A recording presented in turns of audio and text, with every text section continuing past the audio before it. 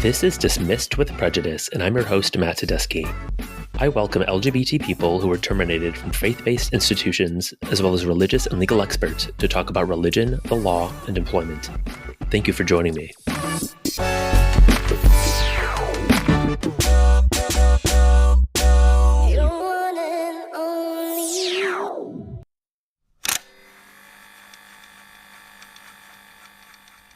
Hi, I'm Matthew. Some of you might know me as Mr. Matt or Mr. LaBanca. I used to work at St. Joseph Catholic Academy as a music teacher. I used to work at Corpus Christi Church as the music director, but on October 13th of this year, I was fired from both positions simultaneously. Why? Because someone from one of these communities reached out directly to the Diocese of Brooklyn, my ultimate employer, with information about my wedding day to my husband, Rowan, on August 1st of this year, which was the most beautiful day of my life, in an apparent act of righteousness. And therefore, a diocesan committee of high-ranking officials met for almost 6 weeks, something unheard of, to discuss the fate of my employment and to answer the question, should Matthew be allowed to remain at his jobs? The answer turned out to be no. Now, this is illegal in the state of New York, but the First Amendment says that a religious institution is allowed to legally discriminate. But just because something is legal doesn't make it right.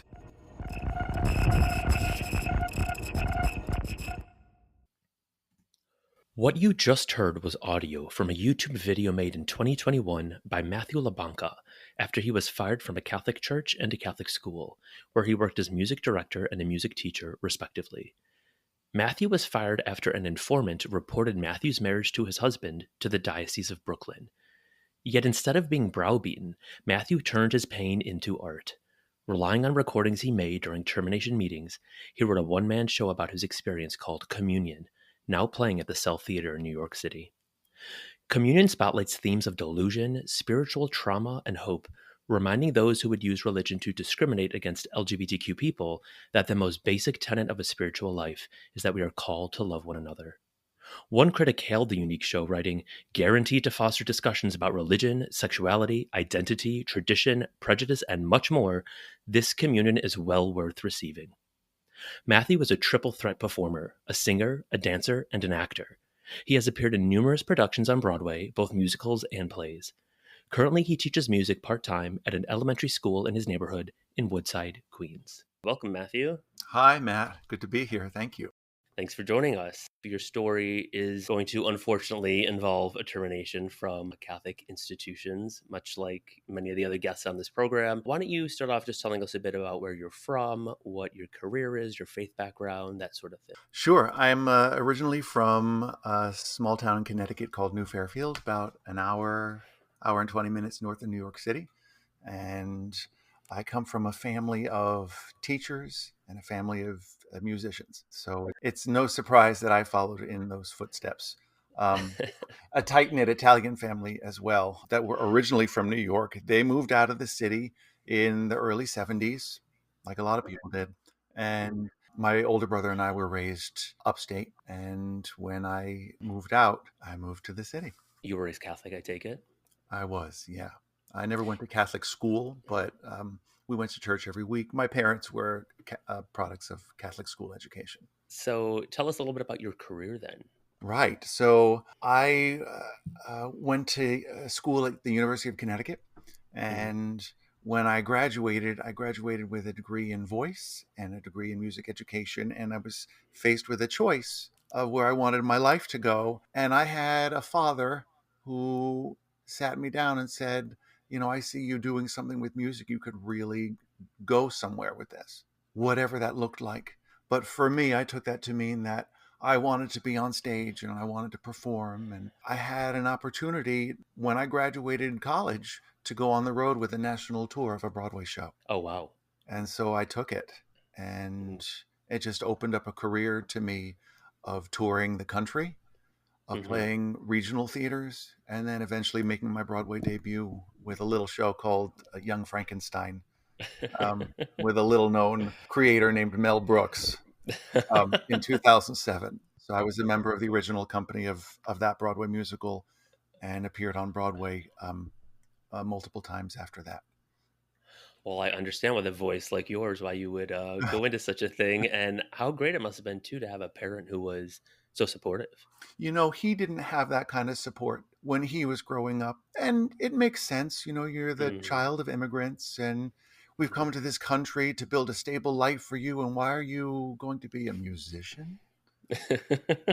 And he wound up always being a performer. My father was a teacher and was a retired. He taught in the Bronx for over 30 years. But there was always a part of him that had that showbiz bug. Oh yeah. And yeah, we grew up as part of a family magic act. What? Those were my yeah, those were my first experiences on the stage. He made my mother disappear. He sawed my brother in half. Like made me appear out of thin air. Like no joke. We really did it. And those were my jobs growing up. Like you would mow the lawn, sure, but I'd also do a birthday party for 5, 6 year olds doing magic acts and balloon animals and all that What? stuff.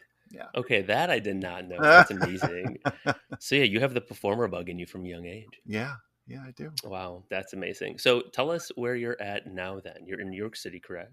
I am. I'm in New York City. I've been here for probably about 25 years. And I just filmed a television show last year that should be streaming on Apple Plus in January. Ben Stiller's show called Severance. Oh wow. Oh yeah, yeah. I've also been working on a solo show of my own, which is Mhm. really the reason I'd say that we're here to talk. Yes. Um, a solo show that's making its off Broadway debut, world premiere this November at Nancy Manicherian's The Cell Theater on 23rd Street in Manhattan. And the show is called Communion. Beautiful. Well, that brings us right into your employment at Catholic institutions that the show is based off. Can you tell us a little bit about when you started working at Catholic institutions and how that even came about? Sure. Well, with my performance family, we were always singing at church. My father had his guitar, and the four of us, and then another young fit. Like we were singing as and making music as children. And when I went to UConn, my older brother, he was a senior when I was a freshman, and he'd already had a job. He was musical as well, and he was playing the piano and leading like a singing group at St. Thomas Aquinas on the campus there. And he said, "Oh, Matt, you should come cantor for us. You should come sing." And so I did. And when he graduated, he passed the reins on to me because I played the piano and I played instruments. I worked there all through my college career. And when I got to New York, I started looking for solvency work.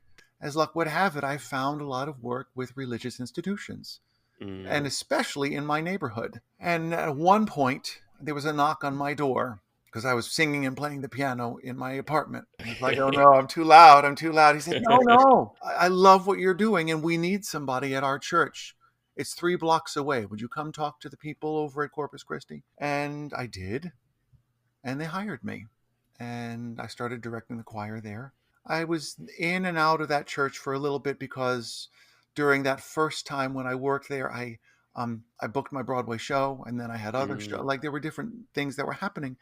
But then in 2012, I kept running into people in our neighborhood in Woodside in Queens, New York, and they were saying, "Oh, Matthew, would you come back? Would you come back to Corpus?" I said, "What's going on?" They're like, "Oh, we need you." And I said, "Okay." I said, "Well, if there's an opening," they're like, "Oh, we have a new boss and you should talk to him." And I said, "Listen, I met with him and I said, listen, if you need somebody, I live in this neighborhood and I used to work here, etc." And not long after that, he called me. So I started working there 2012. And then at a Saturday mass, because, I played the organ and led the choir there and did the youth choir as well. And You were doing it all. I was, well, you know, I guess was doing a lot there. And I was really happy to do it because it just fit with a lot of, it fit in my life really well. I grew up with the faith, it was in my neighborhood, the people wanted me. So I was really, it was a pretty ideal situation. On a Saturday Mass, there was a teacher at a local Catholic school who would go to Mass there. And she said, "Oh, you do such a nice job here. Would you come teach music at our school?" And I Mm. said, "That's okay. I'm busy." And she said, no, no, no, you should come. You should come talk to the principal here. Yeah, and he's really flexible. He'll work with you. And I said, eventually, I said yes. And they did work with me because I started there in 2015. I booked another Broadway show in 2019. It was a production of A Christmas Carol. It was a limited run, a holiday run. And both my boss at the church on the weekends and at the school during the week, where I was teaching music to elementary students now, they said, "Sure, go ahead, and you can come back." Because I had always said, "Listen, this I'm an actor, and this is why I came to New York to begin with.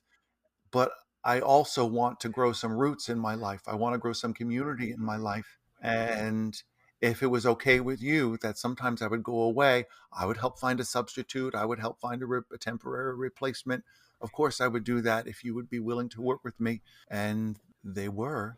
So it seems like it was a win-win for quite some time, and that you were welcomed and loved by the community and loved being there. Yeah. I think a win-win is a great way to say it. At least for a chapter in time, it was a win-win. Yes. It is so commonly the case for Yeah. so many of us. So how long were you at these two institutions, more or less? About 10 years. Okay. So plenty of time to set some roots and really know the people of the community and them to get to know you, right? Oh, for sure. I couldn't walk a block or two without seeing somebody. And I used to laugh because my mom taught nursery school in the basement of our local Catholic church she was my first teacher. My brother and I would complain that she would go into the grocery store for some bread and some milk, and then it would take her 45 minutes because everybody wanted to talk to her. Right? Yeah. They all knew her. And when you teach nursery school, you know everybody in the town, and you know them as they grow older. And it's really a beautiful thing. Unless you're like the kid at the nursery school teacher, you're just like, we want to go home. And that was the case for me. Like, history, like, generationally can repeat itself. And it certainly did in my Mm, case to a certain extent. And I have to say that I really loved it. I loved it because you're connected to people and you're making a difference in their lives. And when you're the music teacher, you hit people's sensibilities in a different way. It's more in education circles, it's not so much a cognitive domain. They'll call it an yeah. affective domain, Mm-hmm. right? And Mm-hmm. so you're really like opening up people's hearts. And I mean, if you're fortunate enough to, like, you know, ride that wave and make that connection, and after like years of working with a community, it just kind of unfolds in that way. It's not just academic work, right? It's like soul work that you're doing with people. Yeah, it is. How open were you at the time about your sexuality? Also, tell us, were you in a relationship at all? If so, do people know? Like, what was the whole setup or arrangement in terms of your whole life and bringing your whole self to work? um, People in the community knew I was gay. Mm-hmm. People knew that I had a partner. I wasn't married when I was hired, but Rowan and I were living together. I'd been out since the mid '90s. I can be relatively like cis presenting, I guess. It depends on who you ask, right? That's all in the eye of the beholder. But like, I'm not naive to the teachings of the church, but I Mm-hmm. also wasn't in the closet. And like when they knocked on my door to say, "Hey, come work with us," like they all knew that I was gay. Like I brought Rowan to the Christmas show at the school, and to concerts at the school, and to bingo night at the school. At the church, at the other brick and mortar location, the church was 3 blocks in one direction.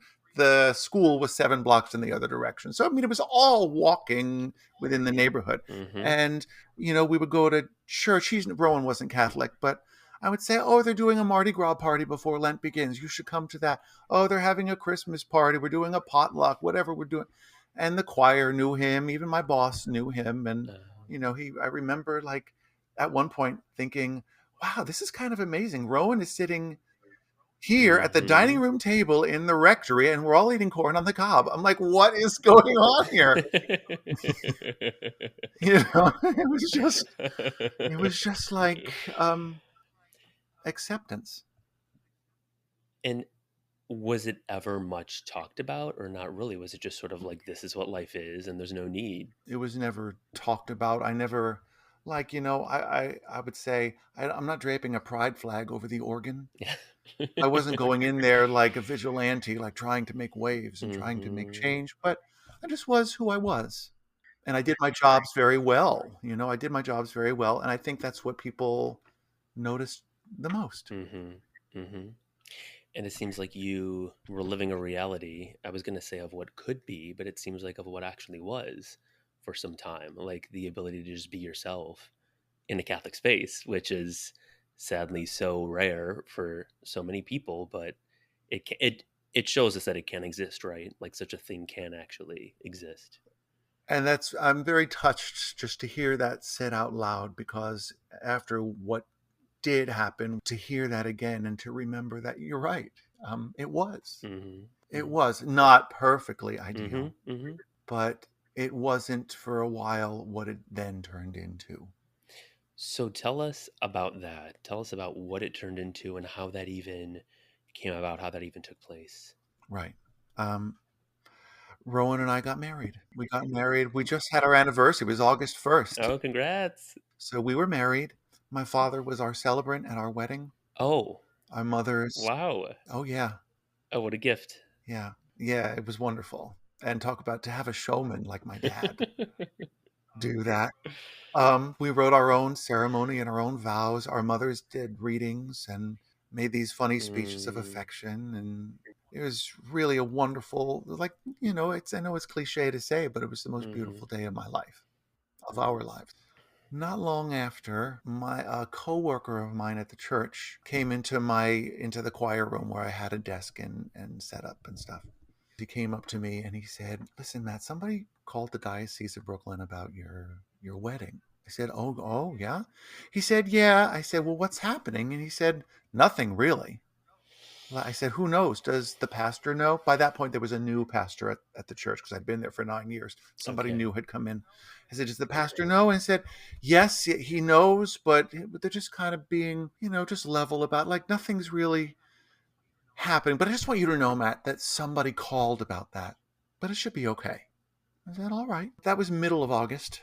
In the middle of September, I had a meeting scheduled with my new-ish boss, what I thought was going to be a music planning Mm. session for Advent. And when I got there, he was there. He said, "We're going to wait a minute. Somebody else is coming." I said, "Oh, okay. Santa Claus?" I mean, who's coming, right?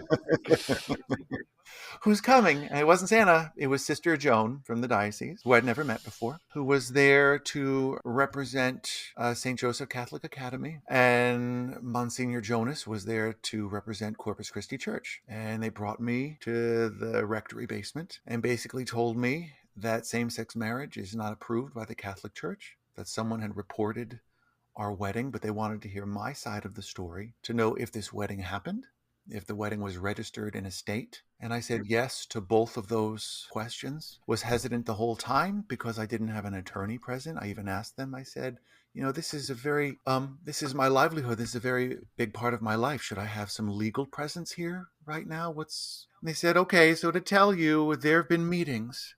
I said, "What kind of meetings?" And they said, "Well, with the superintendent, with the vicar for education, the bishop's deacon, with the diocesan attorney, with their media, like Mm. all these people, to determine if I was indeed considered a minister of the faith." That's the question they were trying to determine, whether you were a minister. Yes. Is Matthew a minister? And if he is indeed considered a minister, even though he's not ordained, even though he doesn't write homilies, Mm. even though he's teaching music, granted, for sure, there was sacred music there. I would play at these masses, including for the students. So, that's definitely a component. And I know that. Hmm. But I didn't write the music. Well, I wrote one thing. But I wrote an alma mater, which they still play to this day. Of course they do, because they love benefiting from our creativity, Right. Right. but not but not having to give us the full dignity of being equal workers in the workplace. Correct. They indeed determined that I was a minister of the faith, which is legally the way that they can get around it, the way that they can use their religious liberty Hmm. and to enable the First Amendment of the Constitution, freedom of religion. Yeah. Yes. Right. So just briefly, I mean, probably many people tuning in will be familiar with this, but maybe they won't be. You're referring basically to the ministerial exception, right? Which is this kind of carve out to non discrimination laws that basically says if you work at a religious institution and you have any religious functions, really, like even the most minimal, you can be called a minister under the law, which means the government wants to have no say in whether you should be retained or terminated or anything about the terms and conditions of your employment. They want to completely stay outside of it to give religious institutions their full liberty to determine who they want to hire, fire, discipline, do whatever they want to, which effectively strips those employees of almost any employment protections, certainly of all non discrimination protection. It really is, it makes my blood boil. And I know that there have been many people across the country who've been ensnared in this exception, by this exception. And it just allows these institutions to basically get away with all sorts of things, from race discrimination to gender discrimination to sexual orientation discrimination, not to mention sexual harassment and more. It's just discrimination tied up in a pretty little religious box. Yes, it is. The irony of it for me, and I can say this and see it now, kind of like from an aerial view of having lived it over several years, is that when it was all happening and when I was told that they've been meeting for 6 weeks, 8 weeks, for a long time, they're trying to figure out ways to keep you. And I'm thinking, these are high-ranking people who don't want to see this happen. That was a glimmer of hope for me. Unfortunately, unfounded, because they came back with a decision to fire me from both positions simultaneously. So you do think that they didn't want to? I think that there were many people that did not want to, but ultimately the decision didn't rest in the hands of the committee. The committee had their discussions and their deliberations, and they came back, and the diocesan attorney presented the findings in the case to Bishop DiMarzio, who within his last 6 weeks of his employ within the diocese let me go right before he retired himself. So, from what you know, there was a legal recommendation made, is what it appears? I don't know that it was a recommendation. What I was told, that the attorney presented the findings to the bishop, and the bishop made the decision. Okay. Who's to say like what sort of bias was involved? I was not in those rooms, but I do know that the determination and that the decision was not made swiftly or ruthlessly, because it could have been just, that's it. Yes. And it wasn't, which is of high interest to me and is a big reason why I decided to write my play, to write Communion. So, what struck me there for a moment is that they were discussing whether you were a minister. They weren't discussing whether you were a minister of the Catholic faith under Catholic doctrine, though, because it's so clear that you're not, right? Yeah. They were discussing a technical legal question in order to avoid liability, or to see how well they could avoid liability if they were to terminate you. You know, it wasn't, is he good at his job? Is he good at promoting the mission of these institutions? Is he helping spread the joy of the gospel or something like this, right? Is he good at forming community? None of the questions that really matter, right? When you're supposed to be an employee in a Catholic institution, it was this technical, legalistic question of, well, if we let him go, are we covered? And that's what I find so kind of cynical, and what has just always enrages me in all these cases, that I see like that's what they're worried about, not so much about what have you brought to the community overall, and do we want to stand by you and continue benefiting from your work despite some disgruntled person who wanted to send us this, you know? There's definitely that component, and there's no question. But I will also say that there was a tremendous turnout after it all happened. It was parishioners, it was my choir, it was students, it was families, it was my principal. It was a lot of people that wished it wasn't so. A lot of people who are bound by their employment to not be able to speak out so freely, because they've got meals to put on the table and they've got rent to pay. It's not so cut and dry, thank God, because that to me means that there's potential for change and for movement and for hearts to soften. Tell me a little bit more maybe about that community response, but then also what else happened. Like, you had this discussion where they're telling you you're going to be terminated, but what else came of that? I'll start with the community response, which was right after, I want to say, beginning of November. My choir said, Matthew, we want you to come back to church for one more Sunday, and we want to stand in solidarity with you. And they all got rainbow masks because this was in the middle of COVID. They got rainbow masks and wore them. And the Sunday before that, they were handing them out and flyers and saying what really happened to me. And I had made a YouTube video to explain the story once.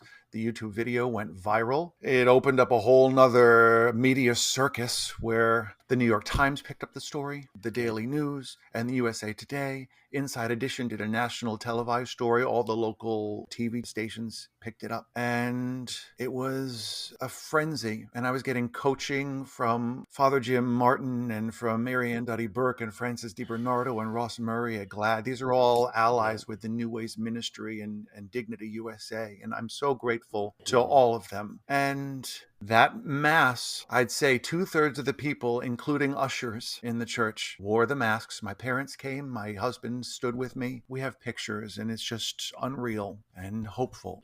To your other point, when I was being let go, when I was called in for that Advent meeting where the sister came, and I had in the back of my mind, because my friend had called me in the month before and said, hey, Matt, somebody made a phone call, right? So I took my phone and I clicked record because there was no attorney present. And this was my livelihood. This was my health insurance. This was my community. This was my income. It was everything. And so I recorded it. And there was another meeting later that I haven't mentioned yet. It was by the bishop's deacon, who is known secretly, well, among diocesan employees as the angel of death, because when he comes around, everybody's like, somebody's getting the axe. Oh, God. And that somebody was me. I recorded that conversation. New York State is a one-party consent state. So you were able to do that legally. So I was able to, yes. And when the dust had settled, when the news cycles had died down, when I was left with what now? Do I find an attorney? Do I find another job? How do I heal from what do I do? And all the while, I'm an actor. And all the while, I've been studying in New York. And I've been part of studios that encouraged me to write my own material, which I had done in the past and performed in the past and won awards for in the past. I had this recording, these 2 recordings. And when I listened to them and I was transcribing them for legal reasons and to know exactly, like, how can we approach this? I said, there's a story here to tell. And it birthed my new solo show, Communion, which is now making its world premiere off Broadway. Wow. In the fall. So basically, you were a participant in this drama firsthand and were able to then use that to make an actual work of drama. Yeah, drama for your mama, right? When they say save it for the stage, I did. Yeah, you literally did. So tell us a little bit then about Communion. So what exactly is it? If somebody gets a ticket, they show up, what are they going to see?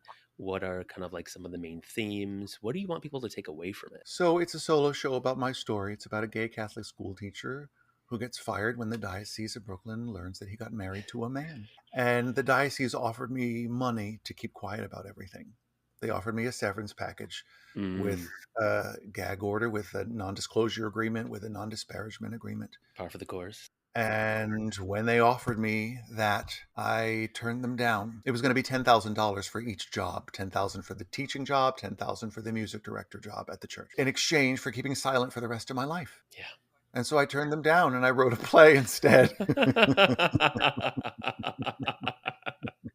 I'm so glad that you did. In my situation, it was very similar. There was a non-disclosure agreement that had extremely harsh penalties, something like a fine of $10,000 for every time I would have made an infraction against that.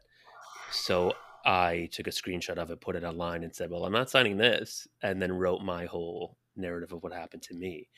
And I think there are so many people who have done that in our situation. And I think it has to be done, right? People need to know that this is how these things are being disappeared, right? There are so many other people whose stories we won't hear because they have signed. Matt, look at how you, literally what you're doing right now, at how you're made as a human being to use your voice to speak it out loud. Like, this is a part of you. It's a part of me. And I say it's a part of every human being, extroverted, introverted, whoever you Yeah. are.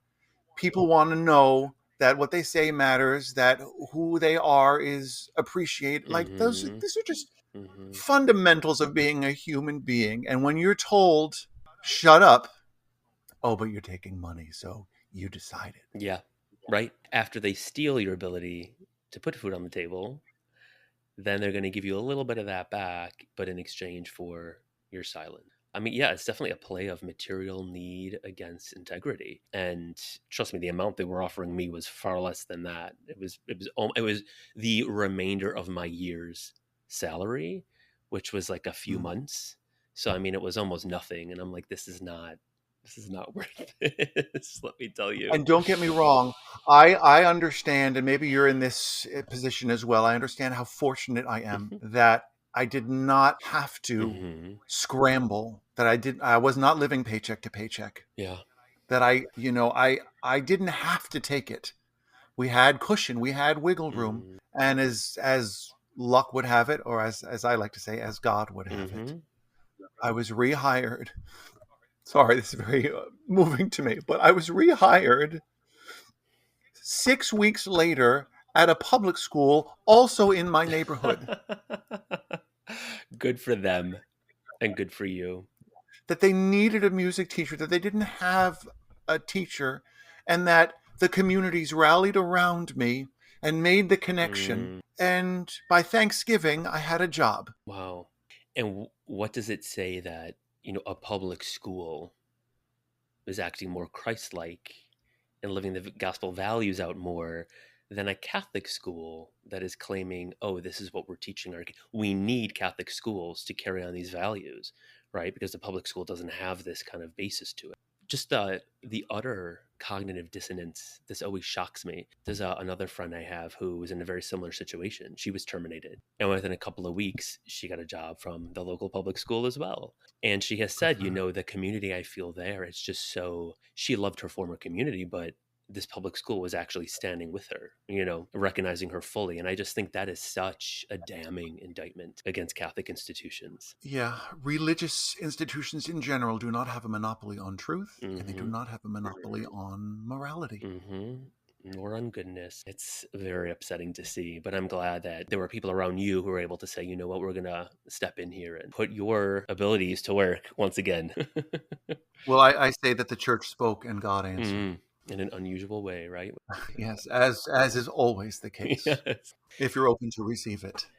And I had to be very careful not to get bitter over this, because that just cuts off that ability to receive. It cuts it off at the knees. So talk to me a little bit about that, because that's something that I think all of us in this position have struggled with. I know I have, and I have a little bit more maybe of like a bulldog approach to things, and I think some other people do who are very zen. I'm a little bit more like, no, no, no, we're gonna face this head on and speak very straightforwardly. But tell me a little bit about the healing process, where you're at in that, what role does communion play in that, and what do you do to prevent the bitterness from sitting in, or for that matter, despair or grief? Um, well, in general, with that, I get my attention off myself and put it onto other things and other Mm. people. And that tends to click me back in, right? And that's that wonderful thing about being an artist, that Mm. you have that zone. That has always been a thing for me. But, this is like a huge part of my life and who I am. So communion indeed played a huge role in the healing Mm. and repairing. Like, I'll always be left with the scars of this Mhm. event, but it's what you do with it that counts. The first solo show that I wrote was in 2014, so about 10 years ago. And I worked with a director. Her name's Kira Simmering. She's the artistic director of a theater called the Mhm. Cell Theater in Manhattan. And people had directed me toward her. They said she's very gifted, especially with new works. And she sure was, and took a shine to me and my first solo show. And we put it up at the United Solo Festival on Theater Row in Manhattan that year, and it won Best Musical of the Oh festival that wow. year. Years go by, and we weren't like, you didn't go our own way, but you're doing your own Mhm. thing, right? And when all this came up. And then when I started writing and deciding how to tell this story, and then eventually landing on the fact that a solo show was the best way to tell this story, I reached out to Kira again. And Kira is just as brilliant as ever. And she took me and this project under her wing. She gave Communion a developmental production last fall of 2023, where we got to figure out the language of the piece, because there was a lot of media, and there is a lot of media used in the show, where I was on television and where I was on the news, and where I did make that YouTube video, and where I did record these conversations. We don't use those recorded conversations, but we do use audio where I voice the characters of the people that were in the room with me. So I'm speaking to them, kind of like if you're familiar with a chorus line where Zach is in the back of the house talking to all the people on stage, like you hear a character in voice only. And then there was so all of these things to figure out, how does it work in the script? I mean, you can see and probably hear in my voice that I'm jazzed about this. Yes.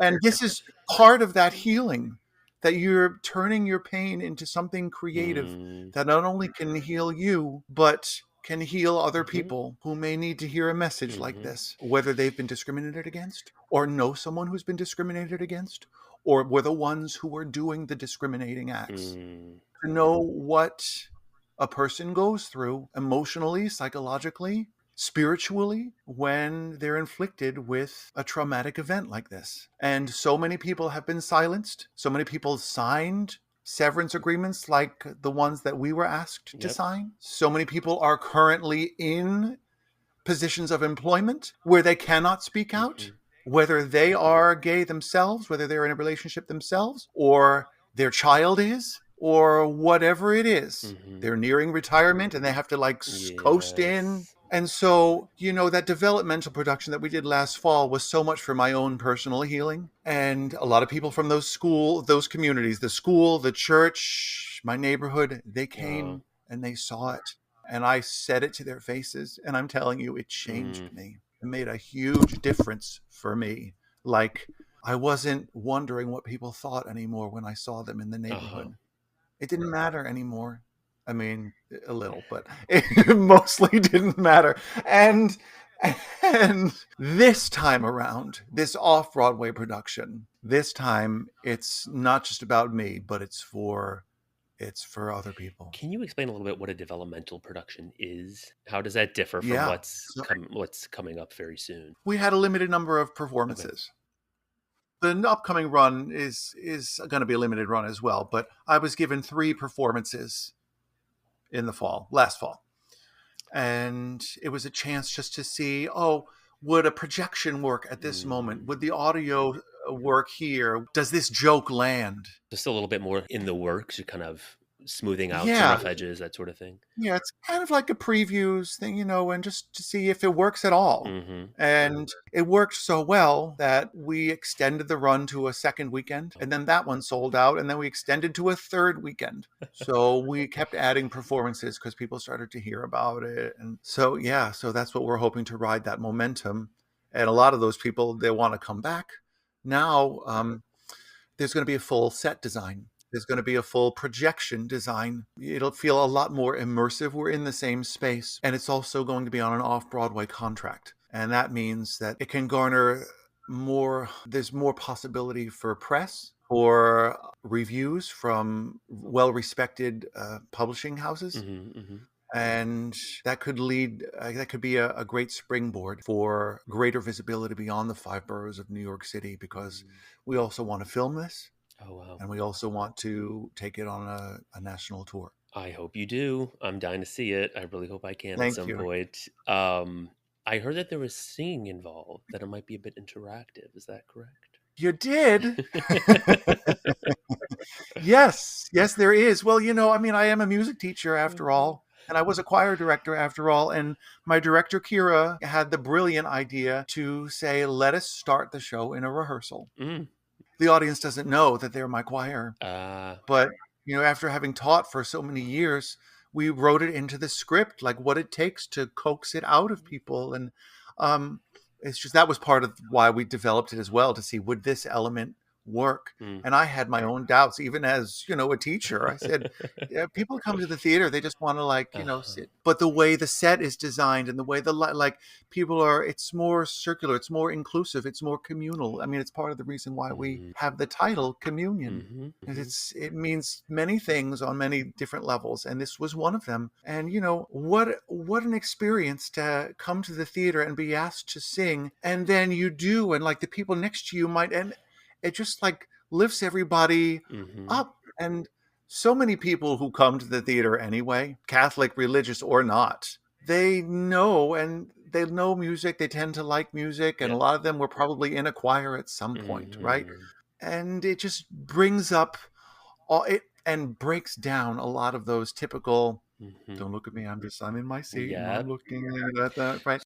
You know, there was one thing in particular that you said a little while ago that really struck me. And it just happens in the conversations I've had with my former colleagues from the school I was terminated from and friends, etc., about, it's not just you who kind of need to heal from this traumatic experience, but there's also, and I think this is very big of you to recognize, there's also the fact that like the people inflicting this trauma upon you are going through something, whether they're fully aware of it at the time or not, whether they're fully intending to do harm or not, or they feel like they're between a rock and a hard place and they're being coerced as well into doing this, without saying that that absolves anyone of their role in what happened, but just to imagine the human element and to recognize that as well, that everyone involved in this process is somehow broken, some of us more than others, some of us more by other people than others. But I don't know, that struck me that you are able to see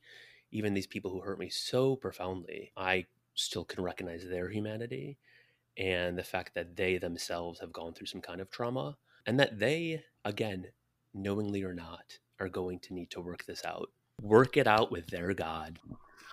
You're making me think of two things. So, one is that the Catholic Church is the biggest closet in the world, right?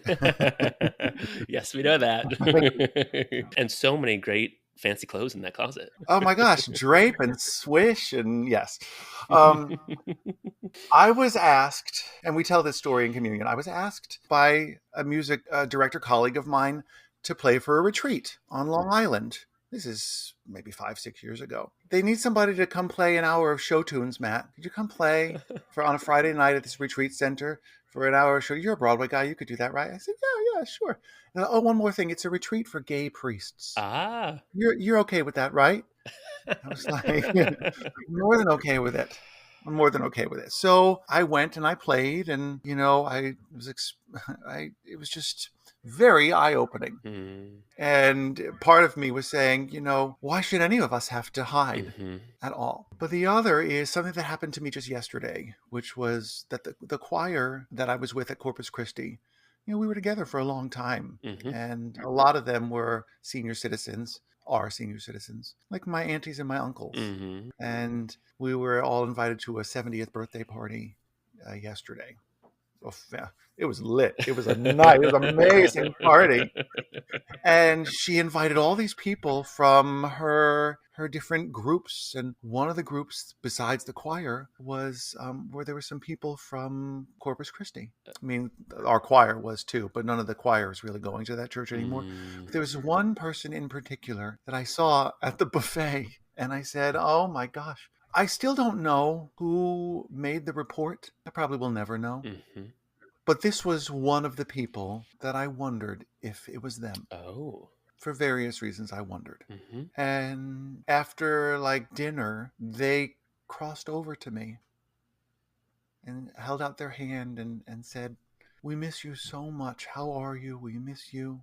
I mean, it obviously wasn't this person. Mm-hmm. But I kept thinking about that line if you're familiar with the Course in Miracles, there's a line that says, the holiest place on earth is where an ancient hatred becomes a present love. And that happened for me in that moment. I think about what we're doing with communion and about why, and about the chapter in my life where during those 6 to 8 weeks I was told, just wait and see what they have to say. They'll come back with an answer. Yes, we'll keep you, or no, we won't. And so I thought, let me be quiet. Let me show them how discreet I can be. Let me not say anything because I want my jobs back. I don't want them to be taken from me. And, I was writing letters privately to them, and I was saying, I'm not a minister. So much of what I'd be teaching in a public school, Mm-hmm. rhythm and beat and melody and music history and instruments and all of that, right? Yes. And yet, with this job, with this show, with this writing, with this creative process, and with saying it to their faces because I can, it's become its own ministry. Mm. So where I was denying myself as a minister just so I could claw on and hold on to my jobs. Mm-hmm. It's like I'm newly resurrected, newly made in a ministry of my own, Mm-hmm. a theatrical ministry. Again, I come back to this profound irony of it all, that they're dying to have you.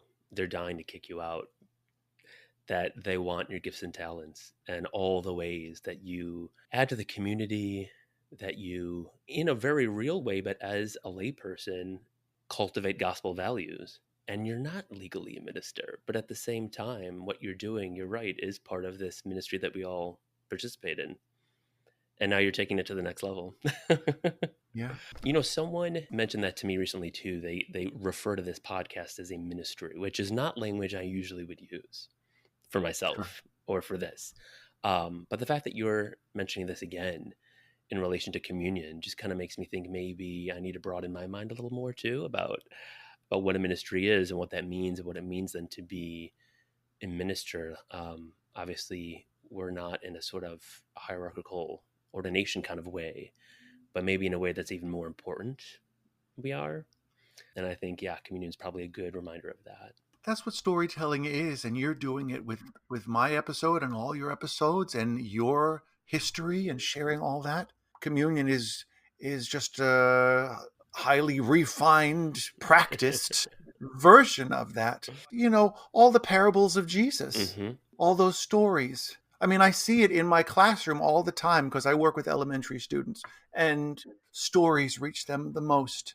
And I can't help but, as a teacher of elementary students, to look at adults in my life and look at them through the lens of their inner child. I Mm-hmm. just see it. I'm so used to seeing and looking for it and trying to respect it. And I see those stories. And whenever I tell a story, like I'll teach opera to my third and fourth and fifth graders, and they love it because I always talk about what the story is. Mm-hmm. And that's what people plug into. And to know like what this person's going through and why they're so happy or sad or this relationship, and that's what shifts hearts. That's what opens people's minds, and that's a big reason why I think that people would call your podcast a ministry Mm-hmm. and would call communion a ministry. And I would wear that banner very proudly, Matt, Yeah. because you make a difference in people's lives. And what an amazing way to invite people into the story, especially how you're doing, which is like kind of interaction, right? Where they really do become part of what the story is and enter into that human drama. And they're able to be changed and to undergo a transformation with you, right? That doesn't need to involve legal arguments or theological treatises or any of the rest of it. It's experiencing the trauma and also, I'm guessing, some of the healing, and that's really what's able to change people. In a sense, I just feel like the ministry of something like communion is even stronger, more powerful, more effective than a lot of more traditional, what we call ministries in the Catholic Church. So I just love that you found a way to say, okay, you're going to call me a minister, then I'm really going to be one. If we can inspire people in positions of religious authority to reconsider the pain Mm, that's inflicted at the hands of their discrimination, mhm. then I think that, that's a calling, that path that we need to walk. So tell me this. If you could say something, if you had the opportunity to speak to that person who you think, quote unquote, turned you in, who'd basically denounced you, Mm. if anything, what would you say to them? I mean, I'm saying it now, all the things that I've said now, and I'm saying it with my play. Hmm. And I'm also not expecting too much. Mhm. because so many times you want to speak to the person that denounced you. They've probably got their mind made up already. Mhm. And in fact, they do, because, you know, it's not my place to change you or to fix you or to do anything of the sort. But it is my place to share my story, and you can do with that what you will, Mhm. if you care to listen. But I think what you're doing is so powerful precisely because I think a lot of times our mind is made up because our heart's in a certain place. But if you can shift the heart a bit, oftentimes we find the mind follows. I mean, I think there have been plenty of instances, I know in my life, I think in all of our lives, where we're thinking, we have all the arguments in our head about why something is a certain way. But then it's when we actually feel, right, or like empathize with someone that then all of a sudden, okay, now our thinking can kind of follow that and shift it. And I think that's what communion's able to do in a way that, let's say, a catechism class isn't. They might very well believe, well, this is the catechism, it's XYZ, this is how it is. But then maybe when they actually see, I'm feeling that this is off, that there's dissonance, that this isn't really the gospel that I know, maybe then there's a little bit of a room for an in and maybe a shift. And it's not about pointing fingers, because just to use a mirror image of the story that I was saying before about that parishioner that I thought was maybe somebody, like when they came over to me and held out their hand, that's all it took for me. That's all it took for everything to dissolve away. It was like that really is the miracle when that shift happens. And that's really what I hope could happen with what I'm doing. That it's not about, you did this and F you and I'm hurt and you're doing this to all these people. And to me, that's falling on deaf ears, which is why we use music and humor and community Mm-hmm. and storytelling with the piece. It doesn't mean that you have no spine, Mm-hmm. but it does mean that there's potential for, oh, I never really, oh, I'm sorry. Mm-hmm. Yeah. It's potential for that.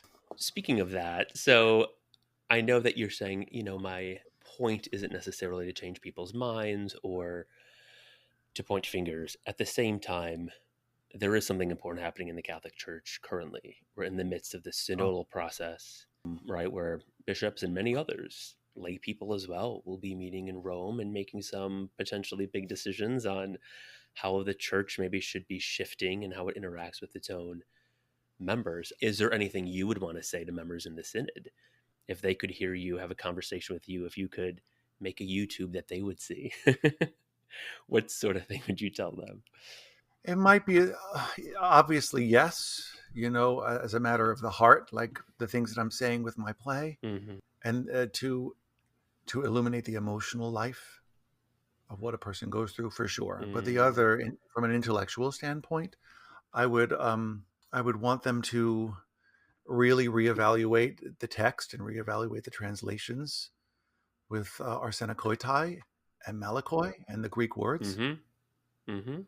and to look at it from what it was in the time, and like what was Paul really referring to, and he was probably referring more to people who were morally weak, Mm-hmm. or to people who were prostitutes, or what had to do with pederasty, Mm-hmm. Mm-hmm. and that the word homosexual did not appear in the Bible in English until 1946, Yes.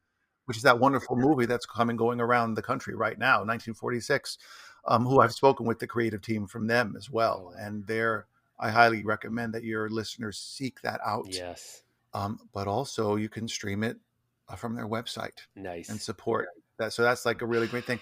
But I would say, oh, and by the way, as far as like, it says, it has nothing to do with like lesbians. I said, what makes you think that this is like, is an LGBT, like what, right? That this Mm-hmm. was Mm-hmm. a correct translation.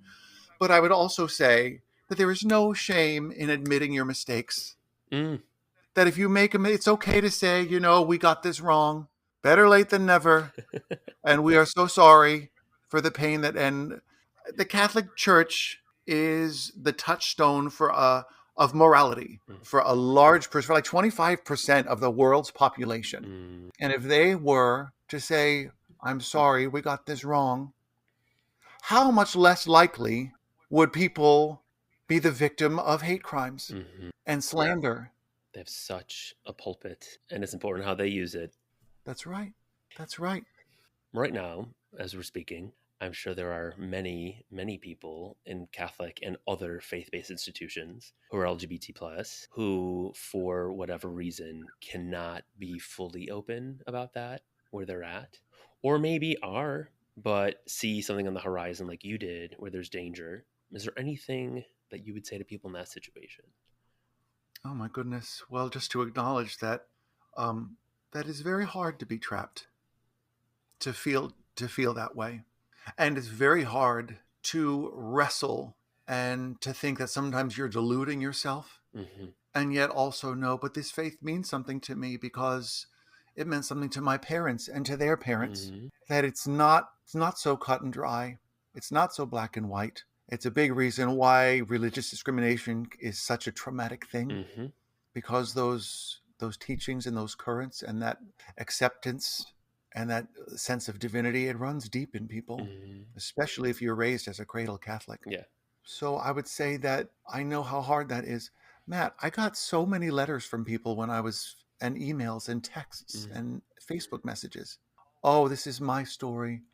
Oh, I'm gay and we got let go from our choir in the Bronx, or I'm teaching in a Catholic school and I'm terrified that they're going to find out, Mm-hmm. or my child, or whatever. I would also say that there's a story of hope that came out of Germany. This is like 2, 3 years ago, where these diocesan employees, I forget which diocese in Germany it was, but there were like 100 employees that banded together, gay employees, that said, we're gay and we're coming out. And they were not fired. Then after that happened, then even more people came out of the closet. And the bishop did not, as far as I'm aware, unless something's changed since I last looked at it, that there is hope like that there's hope in what you're doing, Matt, that there's hope in what I'm doing with my play and with Mm-hmm. what other people are doing to be visible. I'm in touch and connected with the Sisters of St. Joseph of Brentwood, which is an order of Catholic nuns on Long Island, Mm-hmm. Brentwood, New York. They're holding masses, one a month right now. They have a new social justice minister specifically geared toward the LGBTQ community. They have a YouTube presence. They have these masses that they're doing, where they invite people to come speak at a Catholic mass in their chapel on their Oh campus. wow. I mean, I went to, during Pride Month here in New York, I went to all these masses in Manhattan and in New Jersey, in Hoboken, Mm-hmm. Maplewood. Like, there were all these masses. There are pockets of hope and pockets of light. If being Catholic or being religious is important to you Mm-hmm.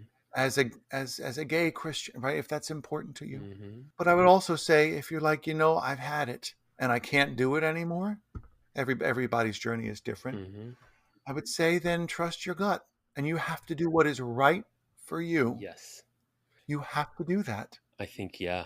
Yeah. I mean, that's a question I get very often is why do you still even associate with this tradition, this institution? And I think that's a very difficult thing to give an answer for because, like you said, it is so tied deeply to your identity, to who you are. And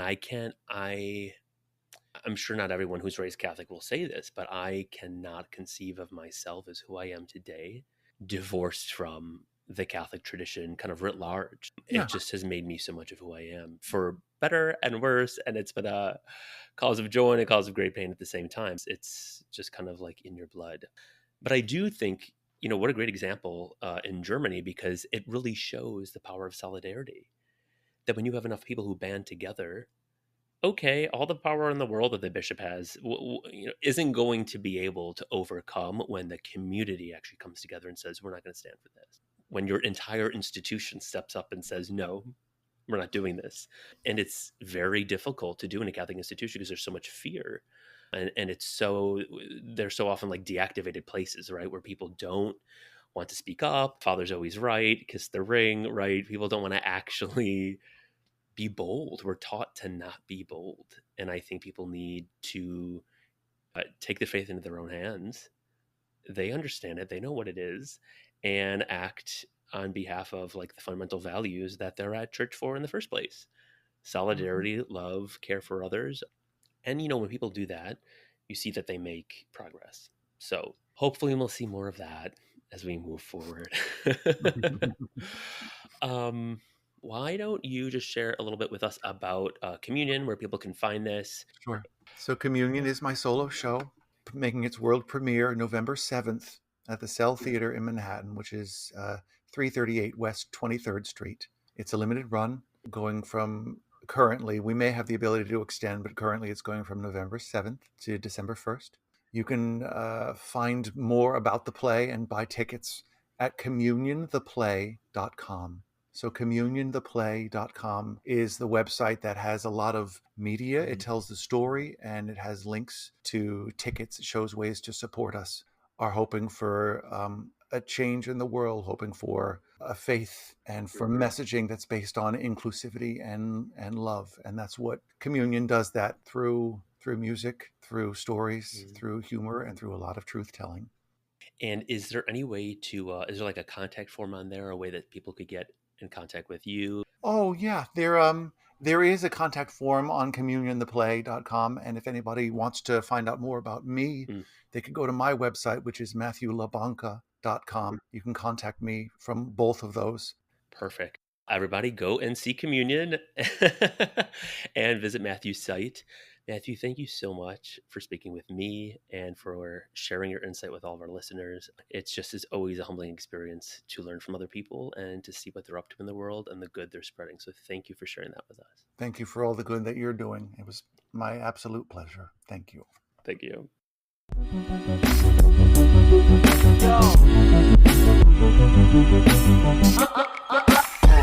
Thank you for listening to Dismiss with Prejudice. I hope what you heard today will stay with you, but that it won't stop there. Let today's episode be a nudge to enact positive change in your community of faith, in your workplace, or through legal advocacy. Thanks again, and catch us next time.